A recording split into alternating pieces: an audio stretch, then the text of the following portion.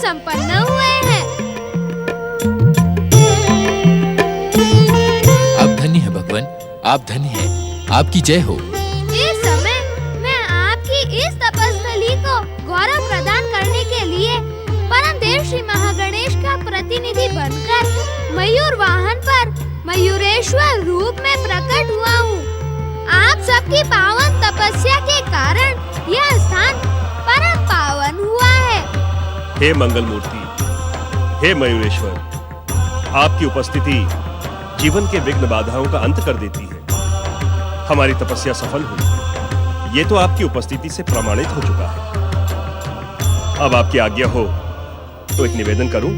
अवश्य। इस स्थान की महानता को गौरव प्रदान करने के लिए और भावी युगों तक इसे गणेश भक्तों की श्रद्धा का केंद्र बनाए रखने के लिए आप सदा सदा के लिए यहाँ निवास करें। यहाँ आने वाले भक्तों को सुमंगल का आशीर्वाद दें। जिस प्रकार हमारे अभिमान का अंत इस पावन तीर्थ में हुआ है, उसी प्रकार भक्तों के जीवन से दुख और संकटों का अंत यहाँ आने मात्र से हो जाए, ऐसी कृपा करें प्रभु। तथास्तु। अब सह्याद्री का यह क्षेत्र मोरेश्वर गणेश तीर्थ के नाम से संसार और संसार वासियों के मध्य प्रसिद्ध होगा। यहाँ की तीर्थ यात्रा करने वाले भक्त संसार के समस्त सुख भोग कर मेरा गणेश धाम प्राप्त करेंगे। जय जय श्री गणेश, जय जय श्री महागणेश। देखिए देवी पार्वती, जिस गौरी पुत्री की खोज में हमने सारी पृथ्वी खोज डाली, वे यहाँ पर है। हाँ देवी लक्ष्मी, यहाँ आकर अपने स्वामी श्री हरि विष्णु जी को तपस्या करते देख आपके मन की व्याकुलता का भी अंत हो गया होगा। व्याकुलता के अंत के साथ ही साथ इस पावन तीर्थ में आकर मन प्रसन्न और आनंदित हो गया है। स्वामी के साथ श्री गणेश, ब्रह्मदेव, सूर्यदेव, महादेव और देवी पार्वती, क्या जो कुछ मैं देख रही हूँ वो आप भी देख रही है? शिव शंकर के साथ ये देवी कौन है?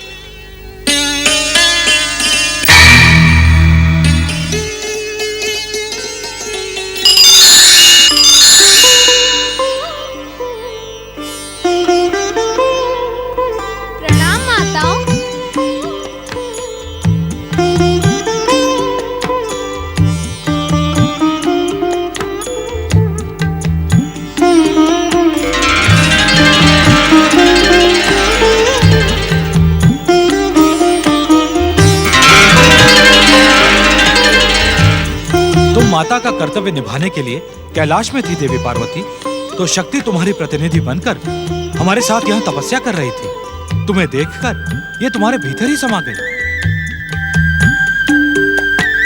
माता पार्वती, गिरिजात्मज गणेश तीर्थ के समान यह मयूरेश्वर गणेश तीर्थ भी मेरा निवास स्थान बनेगा। जय जय जय श्री गणेश, जय जय जय महागणेश। पंच देवताओं की तपस्या से प्रकट मोर गांव के मयूरेश्वर श्री गणेश युग चक्र, कल्प, काल और समय से परे रहकर भक्तों को हर प्रकार से सुख संतुष्टि प्रदान करते हैं। सुख, शांति और संतुष्टि की खोज में आज मोरगांव की इस पावन, पवित्र और प्राचीन मयूरेश्वर मूर्ति के सामने महाराज रिपुदमन की धर्मपत्नी महारानी वसुंधरा भी उपस्थित हैं। माता जाकी पार्वती पिता महादेवा, दीनन की लाज रखो शंभु पुत्रहारी, मनोरथ को पूरा करो जाओ बलिहारी। जय गणेश जय गणेश जय गणेश देवा, माता जाकी पार्वती पिता महादेवा।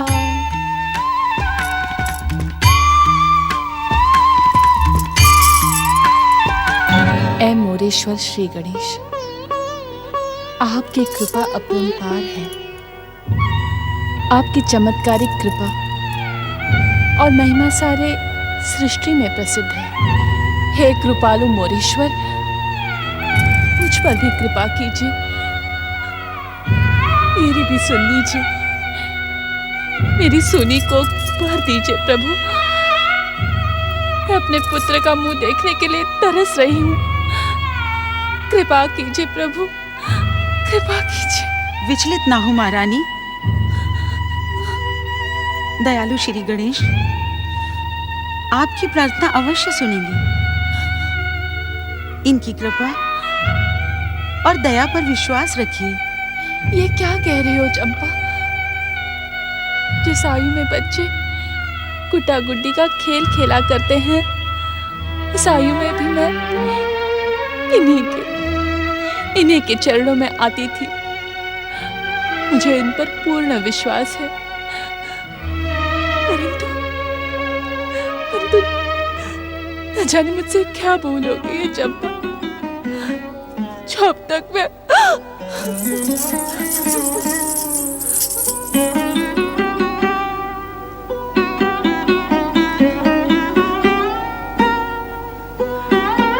मुझसे महाराज महारानी का दुख देखा नहीं जाता। महारानी तो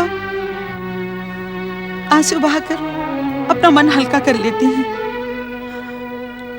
पर महाराज वो तो कुछ कह भी नहीं पाते। हे मंगल मूर्ति, हमारे महाराज महारानी पर कृपा करो।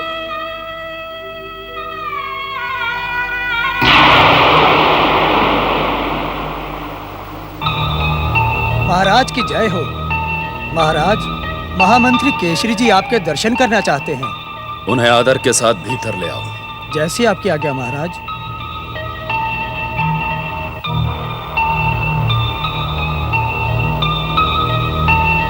महाराज की जय हो। महाराज, मैं एक बहुत ही शुभ समाचार लेकर उपस्थित हुआ हूं। पहुंचे हुए महात्मा विश्वानंद गिरी महाराज हम सबके सौभाग्य से नगर पधारे हैं। महामंत्री केसरी, हमने भी बहुत सारे लोगों से उनकी कीर्ति और नाम के बारे में सुना है। सच कहें तो हम स्वयं उनके दर्शनों की अभिलाषा रखते हैं। क्षमा करें महाराज, आपकी आज्ञा के बिना ही मैं आज प्रातःकाल महात्मा जी की सेवा के लिए गया था और मैंने उनसे निवेदन किया कि हमारे महाराज रिपुदमन के राजमहल में पधारें। नहीं महामंत्री, इतने पहुंचे हुए महात्मा को कष्ट देना उचित नहीं होगा। हम स्वयं महारानी वसुंधरा के साथ उनके दर्शनों को जाएंगे और उनके चरणों की रज लेकर अपने जीवन को धन्य करेंगे। आपकी भावना धन्य है महाराज, धन्य है। इतने पहुंचे हुए महात्मा होते हुए भी महाराज विश्वानंद गिरी में आपकी ही तरह तनिक भी अभिमान नहीं है। मैंने उनसे राजमहल में आने की विनती की और उन्होंने विनती स्वीकार भी कर ली। तब तो उनके राजमहल में आने का उचित प्रबंध कीजिए महामंत्री। आप तो अच्छी तरह जानते हैं कि इस समय हमें संत महात्माओं के आशीर्वाद की बहुत आवश्यकता है। न जाने किस वेश में नारायण हमारे सामने आ जाएं। हो सकता है इन्हीं के आशीर्वाद से हमें। चिंता न करें महाराज, महात्मा जी के पवित्र चरण जब हमारे राजमहल में पड़ेंगे तो सब शुभ ही शुभ होगा। महारानी वसुंधरा भी उनके दर्शन करके प्रसन्न हो जाएंगी। मैं कल सुबह ही उन्हें राजसभा में लेकर। नहीं महामंत्री, नहीं। हम महात्मा जी के दर्शन एकांत में करना चाहते हैं। इसमें उन्हें कोई आपत्ति तो नहीं होगी? आपत्ति कैसी महाराज? जब उन्होंने राजमहल में आना स्वीकार कर लिया है तो आपके कक्ष में भी आ जाएंगे। अब मुझे आज्ञा दीजिए। प्रणाम।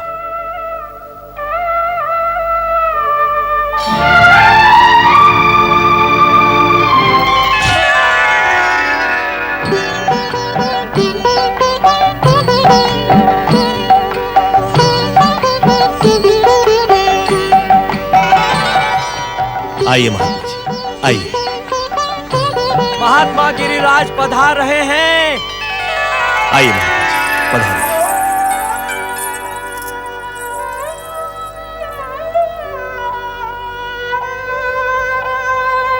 प्रणाम। प्रणाम महात्मा जी। विराजिए।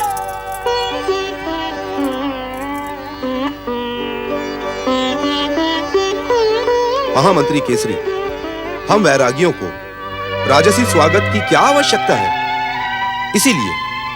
इसीलिए हम राजभवन में आने से झिझक रहे थे। क्षमा करें महात्मा, यह हमारे राज्य की परंपरा है। इस समय आप हमारे लिए केवल महात्मा नहीं, देवता स्वरूप अतिथि हैं। इसी चतुराई और वाक्पटुता ने आपको महामंत्री बना लिया। इनकी चतुराई और वाक्यपटुता तो वास्तव में प्रशंसा के योग्य है। महात्मन, जब आप यहां तक आ ही गए हैं तो हमारी भूल को क्षमा करें और अपने चमत्कारी आशीर्वाद से। अवश्य महाराज। आपके महामंत्री केसरी के कारण आज हमने अपना नियम भंग कर दिया। वैसे तो हम कहीं जाते नहीं हैं। जिसे आना होता है वह स्वयं हमारे पास चलकर आता है और हमारा आशीर्वाद पाता है।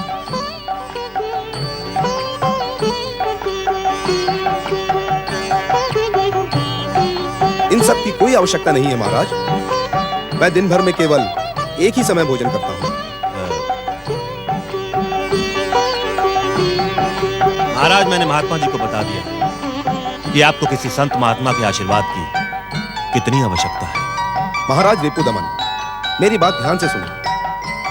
आपकी धर्मपत्नी महारानी वसुंधरा शीघ्र ही आपके युवराज की माता बनेगी।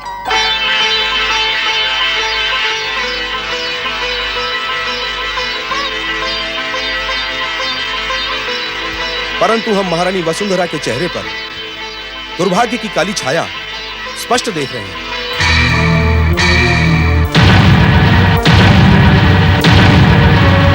इसीलिए भविष्य में सावधान रहिएगा महाराज। दुर्भाग्य की काली छाया? ये आप क्या कह रहे हैं महात्मा जी? मेरे आराध्य तो मोरेश्वर श्री गणेश है। उन्हीं की कृपा से। मोरेश्वर श्री गणेश की कृपा उन लोगों को प्राप्त होती है महारानी जिन्होंने अपने पिछले जन्मों में पुण्य कमा कर लाए और इस जन्म में लोगों का भला करके उनकी शुभकामनाएं प्राप्त की हो। और आपने ऐसा कुछ नहीं किया महारानी। आपने श्री गणेश की पूजा और भक्ति केवल अपने स्वार्थ के लिए की। फिर भी दयालु श्री गणेश आपकी मनोकामना पूरी करेंगे। महात्मा जी, ये बात तो आप भी जानते होंगे महाराज कि जो व्यक्ति सच्चे समर्पण भाव से अपने इष्ट देव की आराधना नहीं करते, उनके इष्ट देव भी उनकी रक्षा नहीं करते। यदि आप अब भी निस्वार्थ भाव और सच्चे मन से श्री गणेश की पूजा करेंगे तो आपके दुर्भाग्य के बादल भी छट सकते हैं। हमारा आशीर्वाद आपके साथ है।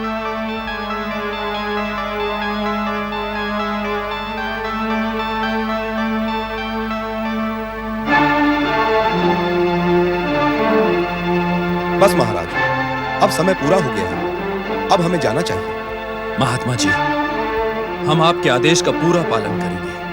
उसी से आपका उद्धार होगा महाराज रिपुदमन।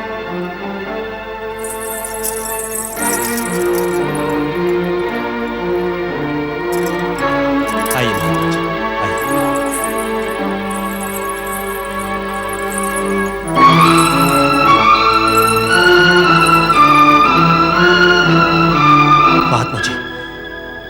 महात्मा जी, यहाँ आवश्यकता से अधिक समय लग गया। अब हम आपके घर न जाकर सीधे अपने डेरे पे जाएंगे। परंतु महात्मा जी, आप किसी प्रकार की चिंता ना करें महामंत्री। हम पहले ही भविष्यवाणी कर चुके हैं कि आपका होने वाला पुत्र इस राज्य का राजा होगा। अब आप घर जाकर अपनी पत्नी को यह शुभ समाचार दीजिए।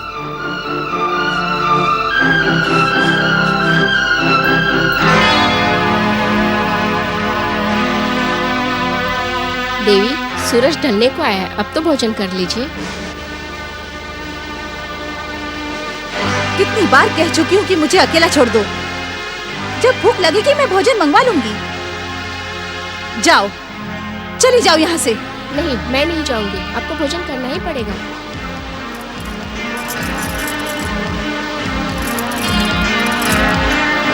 दासी हो तो दासी की तरह रहो, मुझे आदेश देने का साहस न करो।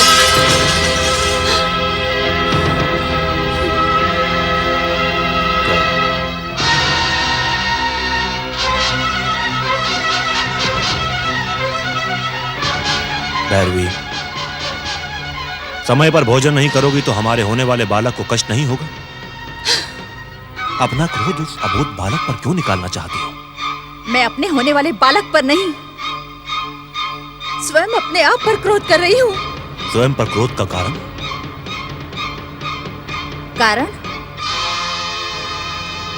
कारण आप हैं। मैं? लेकिन मैंने तो तुम्हें क्रोधित करने वाला कोई कार्य नहीं किया। कैसे नहीं? आप पहुंचे हुए महात्मा विश्वानंद जी महाराज को राजमहल ले गए, महाराज और महारानी को आशीर्वाद दिलवाने के लिए। क्या अपने होने वाले पुत्र के लिए मुझे उनके आशीर्वाद की आवश्यकता नहीं थी? क्या आप अपने होने वाले पुत्र को अभागा रखना चाहते हैं? उसके लिए तुम्हें चिंता करने की आवश्यकता नहीं है। अपने होने वाले बालक के भविष्य की चिंता मैं नहीं करूंगी तो और कौन करेगा? आपको तो महाराज और महारानी की चिंता करने के सिवाय कोई और कार्य ही नहीं है। ये तुम्हारी भूल है देवी। हमारे होने वाले पुत्र के लिए महात्मा जी पहले ही आशीर्वाद दे चुके हैं। जानती हो उन्होंने क्या भविष्यवाणी की है? कि अपने होने वाले पुत्र के कारण तुम केवल भैरवी नहीं, महारानी, राजमाता भैरवी बन जाओगी। अर्थात महात्मा जी की भविष्यवाणी के अनुसार हमारा होने वाला पुत्र ही इस राज्य का राजा बनेगा। नहीं, ये कैसे हो सकता है? हो सकता है कि महात्मा जी ने आपका मन रखने के लिए झूठा आशीर्वाद दे दिया हो। भला ये कैसे हो सकता है कि एक महामंत्री का बेटा राजा बने? संत महात्मा झूठ नहीं बोलते देवी। महात्मा जी ने हमारे बेटे को राजा बनने के आशीर्वाद के साथ साथ महारानी वसुंधरा के अशुभ भविष्य का संकेत भी दिया है। इसका अर्थ यही निकलता है कि हमारा बेटा ही राजा बनेगा। परंतु अब ये किंतु परंतु को भूल जाओ देवी और चुपचाप देखती जाओ